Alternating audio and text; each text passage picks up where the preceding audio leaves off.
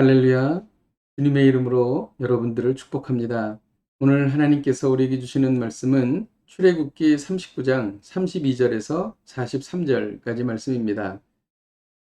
이스라엘 자손이 이와 같이 성막 곧 회막의 모든 역사를 마치되 여호와께서 모세에게 명령하신 대로 다 행하고 그들이 성막을 모세에게로 가져왔으니 곧 막과 그 모든 기구와 그 갈고리들과 그 널판들과 그 띠들과 그 기둥들과 그 받침들과 붉은 물을 들인 순양의 가죽 덮개와 해달의 가죽 덮개와 가리는 휘장과 증거궤와 그 채들과 속죄소와 상과 그 모든 기구와 진설병과 숭금 등잔대와 그 잔 곧 버려놓는 등잔대와 그 모든 기구와 등유와 금 제단과 관유와 향기로운 향과 장막 휘장문과 놋 제단과 그 놋 그물과 그 채들과 그 모든 기구와 물두멍과 그 받침과 뜰의 포장들과 그 기둥들과 그 받침들과 뜰문의 휘장과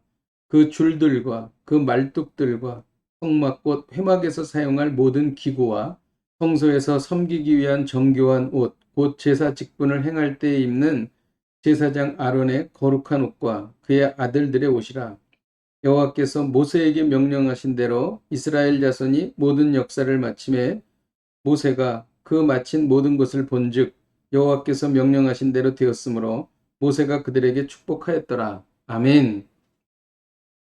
마침내 성막 기구 제작이 다 완료되었습니다. 부살렐과 오홀리압의 지휘 아래 하나님께서 명하신 대로 행했던 이스라엘 백성들은 자신들이 완성한 성막 기구들을 모세에게 가지고 왔습니다. 모세는 이를 모두 확인한 후에 성막 기구 제작을 완성한 백성들을 축복했습니다. 성막의 역할과 존재 이유는 하나님의 임재입니다. 성도에게 있어 하나님의 임재만큼 중요한 일은 없습니다. 하나님께서 임재하시면 하나님의 뜻을 알고 죄가 또한 사라지며 치유와 회복이 일어나며 기쁨과 평강을 얻게 됩니다. 성도가 어떻게 해야 하나님의 임재를 경험할 수 있는지를 오늘 말씀을 통해 우리는 배우게 되는 것입니다.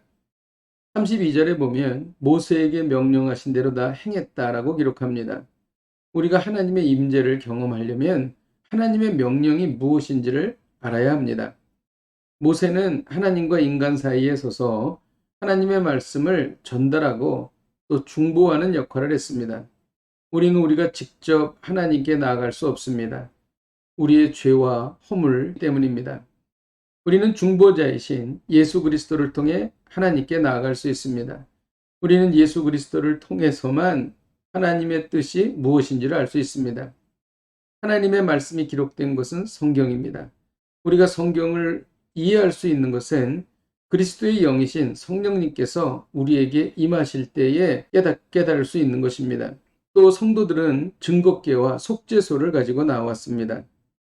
증거궤는 하나님께서 이스라엘 백성을 도우셨던 증거들이 들어있었습니다. 광야에서 내렸던 만나와 아론의 쌍난 지팡이와 십계명이 들어있었습니다. 성도는 불신 대상에 복음을 증거해야 할 책임이 있습니다. 예수 그리스도의 십자가와 부활을 증거해야 하는 것입니다. 또 속죄소는 하나님이 임재하시는 장소입니다. 성도는 예배를 통해 하나님의 임재를 경험하는 것입니다.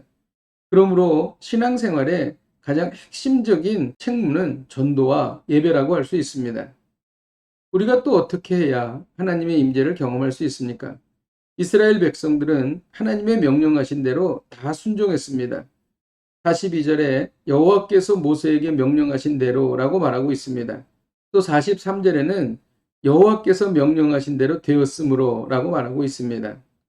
하나님의 말씀대로 행하지 않는 사람에게는 하나님께서 임재하시지 않습니다. 이스라엘 백성들이 성막을 지었듯이 성경은 우리의 몸이 하나님이 거하시는 성전이라고 말합니다. 우리가 하나님의 말씀대로 순종하며 살 때 우리 안에 하나님의 임재를 경험하게 되는 것입니다. 모세는 하나님의 명령대로 순종한 이스라엘 백성들을 축복했습니다. 이 복은 무엇일까요? 하나님의 임재입니다. 복음을 전해 보십시오. 하나님의 임재를 경험하게 됩니다. 기도하겠습니다. 하나님 아버지, 우리가 하나님의 말씀을 알고 또 하나님의 말씀대로 행하여 하나님의 임재를 경험하게 하여 주옵소서. 예수님의 이름으로 기도하였습니다. 아멘. 할렐루야. 이 말씀 붙잡고 승리하십시오.